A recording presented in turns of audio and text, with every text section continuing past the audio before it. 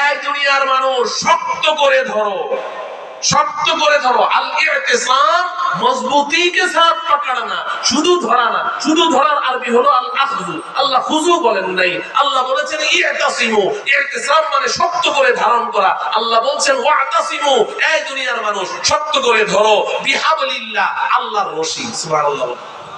হাবলুন মানে রশি, হাবলুল্লাহ মানে কি? আল্লাহর রশি। কার রশি? এরপরে আল্লাহ বলেন জামিআন, সবাই মিলে ধরো, একজন দুইজন না, সবাই মিলে ধরো। ওয়ালা তাফাররাকু, আল্লাহর রশি ধরতে গিয়ে আপোষের মধ্যে বিচ্ছিন্ন হয়ে যেও না।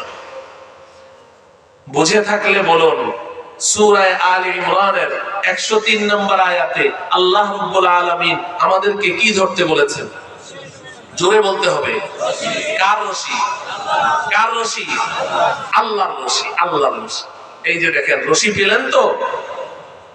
আল্লাহ পাক রশি ধরতে বলেছেন, সবাইকে মিলে ধরতে বলেছেন।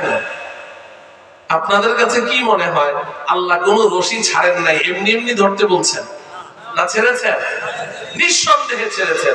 আপনি কুয়ার তলায় পড়ে আমি হাউমাউ করে চিৎকার করছি, বাবা রে, মা রে, গেলাম রে, বাঁচাও রে, আমারে ধরো রে, উঠাও রে, আর আপনি উপর থেকে কোনো রশি ছাড়েন না। উপর থেকে গেলে রশিটা এমনি দেখান আর কোন যে ধর ধর ধর, তা আপনি তো আমার সাথে ঠাট্টা করছেন।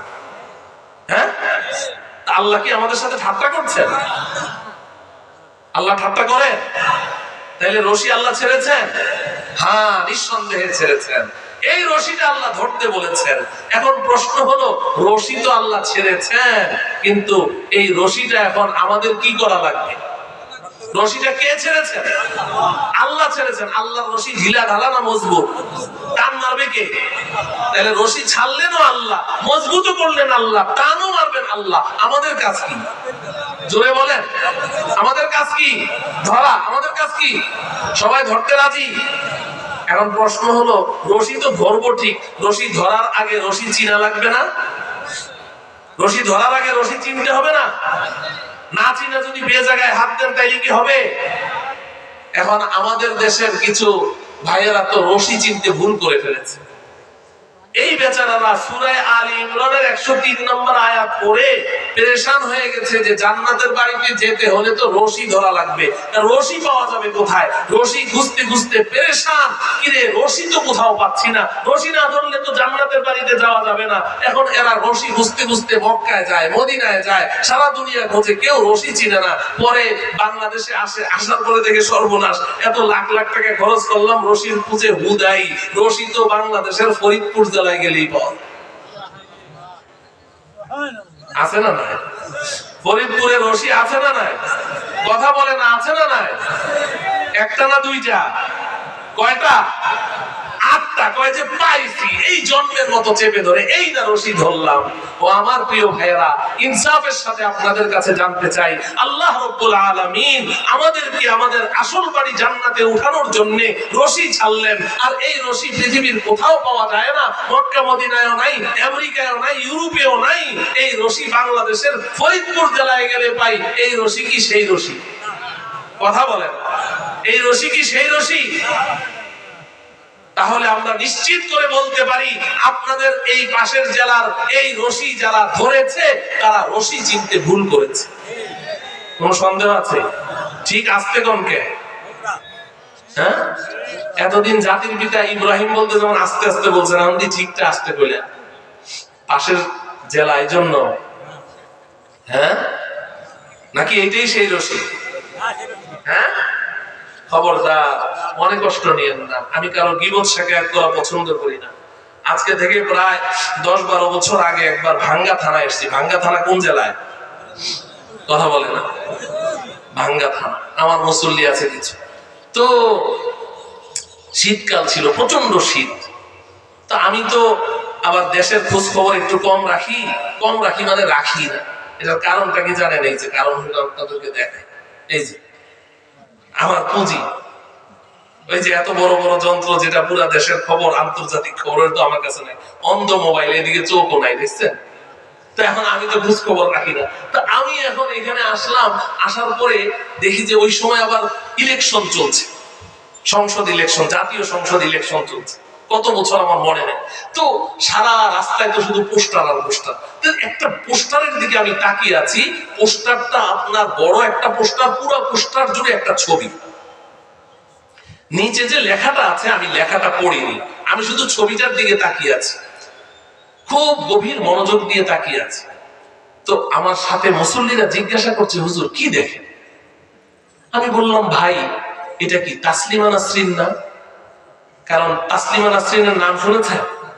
হ্যাঁ, তো তাসলিমা নাসরিনের বই আমি পড়েছি ছোটবেলায়, যখন আমি ছাত্র ছিলাম বই পড়েছি, ওর ছবিও আমি দেখেছি। এই যে এতটুকু করে চুল কাটা না, এই যে ঘাড় পর্যন্ত চুল কাটা, যারা ছবি দেখেছেন, তো এই লোকটারও আমি দেখছি এরকম। তাই বললাম যে ভাই তাসলিমা নাসরিন, ওকে তো বাংলাদেশের মুসলমান কবেই তো পাছায় লাথি মেরে বাংলাদেশ থেকে তাড়িয়ে দিয়েছে, ও কবে বাংলাদেশে ঢুকলো? আবার দেখি জাতীয় সংসদ ইলেকশন করছে, আমি তো কোনো দেশের খোঁজ খবরই রাখি না, আমার মতো এরকম বোকা পৃথিবীতে কে আছে? আমি এই কথাগুলো বলছি, আমার মুসল্লিরা রুমাল মুখে চাওয়া দিয়ে হাসে, কয় যে হুজুর নাউজুবিল্লাহ নাউজুবিল্লাহ। আমি কি নাউজুবিল্লাহ পড়েন কে? কয় যে আপনি কাকে তাসলিমা নাসরিন বলছেন? আমি এই যে কয় এটাতে আমাদের বড় ভাইজান। এটা কি ভাইজান? বড় ভাইজান চিনেন? চিনেন না? বর্তমান গদ্দি নসীন মুস্তফা আমির ফয়সাল সাহেব, বড় ভাইজান বলে ওনারা। তো এখন তো উনি বুড়া হয়ে গেছেন, কিন্তু ওই সময় তার চেহারাটা কত সুন্দর ছিল না, কত সুন্দর, দাড়িও নাই, মোছও নাই, ক্লিন শেভ, চুলগুলো এত বড় বড়। আমি মনে করেছি এটা তাসলিমা নাসরিন। আমি তো একটা বড় চিনতে পারি নাই।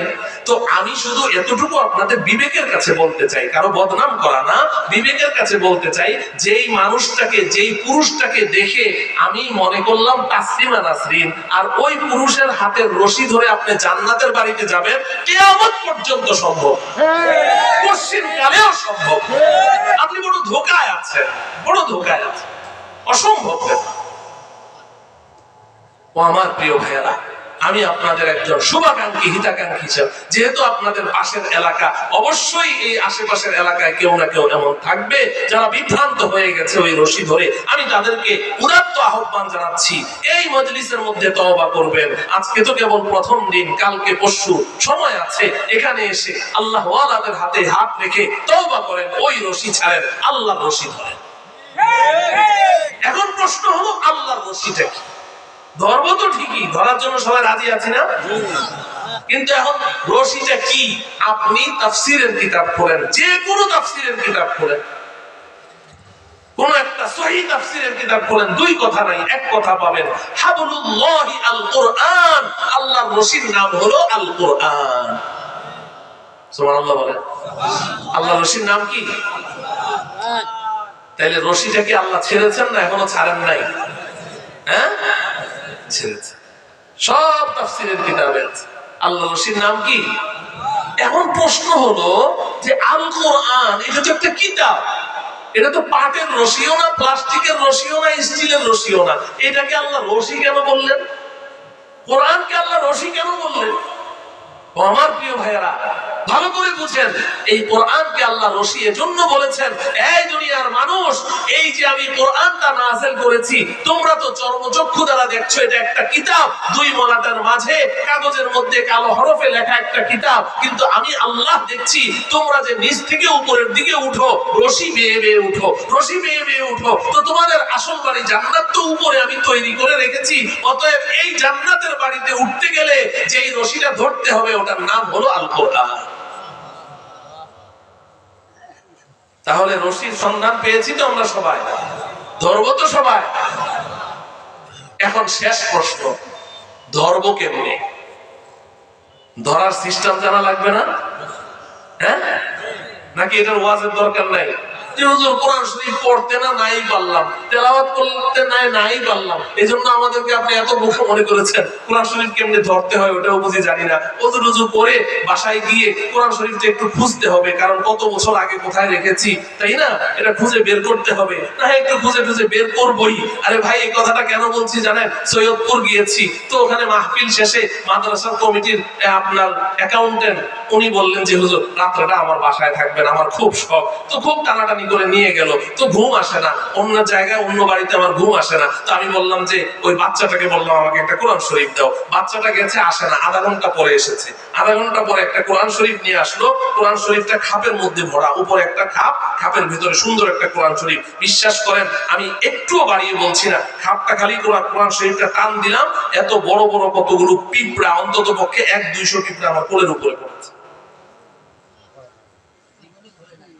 তার মানে কি, কোরআন শরীফটা খুঁজতে হবে। আচ্ছা ঠিক আছে হুজুর, খুঁজে টুজে বের করলাম, অজু টজু করে এরপরে কোরআন শরীফটা বুকের সাথে এমনি চাপ দিয়ে ধরে রাখবো।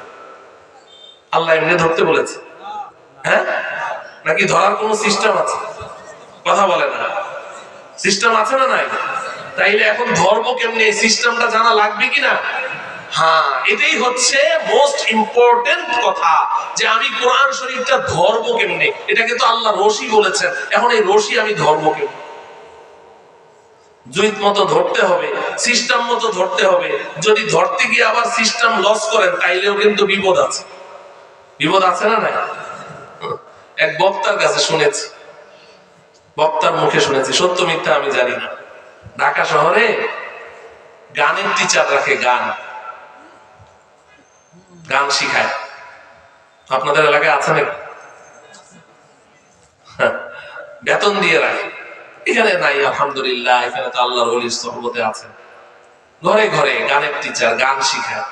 তো ছাত্র হলো এরকম নওজোয়ান তাগড়া, ব্যান্ড সঙ্গীত শিল্পী শিখবে।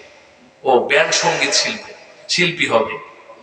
ব্যান্ড সঙ্গীত কি জিনিস এটা আপনাদেরকে লাঠি দিয়ে পিঠে আমি বুঝাইতে পারবো না, যুবকরা ওই গান গায়, এরকম ব্যাঁ করে চিল্লায়, বলে ব্যান্ড সঙ্গীত। আচ্ছা যাক, তো এখন ও ব্যান্ড সঙ্গীত শিল্পী হবে। ওস্তাদ হলো বুড়া হেংলা পাতলা, ছাত্র হলো এরকম নওজোয়ান তাগড়া। 6 মাস মেহনত করেছে, কিন্তু গান গাইতে হইলে ভাই গলার মধ্যে একটু সুর টুর লাগবে না? ওই ছেলের গলাটা হলে একদম পুরো একটা ফাটা বাঁশ, ওটা দিয়ে কোনো সুর টুর বের হয় না। কিন্তু 6 মাস ওস্তাদটা মনে হয় ভালো ছিল, তার কাছে খুব অপরাধী মনে হচ্ছে, যে কিছুই তো পারে না, বেতন নেয় প্রতি মাসে মাসে। তো একদিন ওস্তাদ গালে হাত দিয়ে মন খারাপ করে বসে আছে। ছাত্র জিজ্ঞাসা করে, ওস্তাদ জি মন খারাপ কে? মন খারাপ হবো না তো কি হইব, 6টা মাস তোর পিছনে গাদার ঘাটতি ঘাটলাম, তুই আমার সুরটা একটু ধরতে পারলি না। সুরটা, কথা বলে না, ধরতে পারলি না, তুই আমার সুরটা একটু ধরতে পারলি না, এজন্য আমার মন খারাপ। ছাত্রটা ছিল আমার মতো একটু বোকা শোকা। ওই ছাত্র চিন্তা করে যে আচ্ছা, গান নাইলে আমি শিখতে নাই পারলাম, 6 মাস মেহনত করলাম, বুঝতে পারছি যে আমার গলাটা হইলো বুড়া বকরির গলা, এটা দিয়ে সুর টোর বাইর হবে না, কিন্তু স্যারের সুরটা যদি একটু ধরতে পারতাম তাহলে তো স্যারের মনটা একটু ভালো হয়ে যেত। স্যার গুরুজন, যদি আমি সুর ধরতে না পারি, স্যার যদি মনে কষ্ট পায়, আমার তো দুনিয়া আখেরাত সব বরবাদ, তাহলে সুরটা তো আমার ধরাই লাগবে, গান নাইলে নাই শিখলাম। তো ও চিন্তা শুরু করেছে সুর কেমনে ধরা যায়। হঠাৎ তার মাথায় বুদ্ধি আসলো, আরে সুর তো স্যারের গলা দিয়ে বের হয়, এটা কোনো কঠিন কাজ হলো? সে চট করে উঠে গিয়ে স্যারের গলাটা সজোরে চেপে ধরে বলছে, স্যার আপনার সুর ধরতে হবে, এই কথাটা আপনি 6 মাস পরে কেন বললেন? আপনি প্রথম দিন বলতেন, আমি প্রথম দিনই সুর ধরে ফেলতাম। আপনি 6টা মাস অযথা আমার পেছনে খাটলেন, আজকে আমি আপনার সুর ধরেছি, যতক্ষণ মন ভালো না হবে সুর আমি ছাড়বো না। এখন স্যার তো দুর্বল মানুষ, আর ছাত্র তো তাগড়া, যখন এই গলায় চাপ দিয়ে ধরলো, স্যারের জিহ্বাটা এতখানি বের হয়। এখন স্যার তাকে বুঝাতে চেষ্টা করছে যে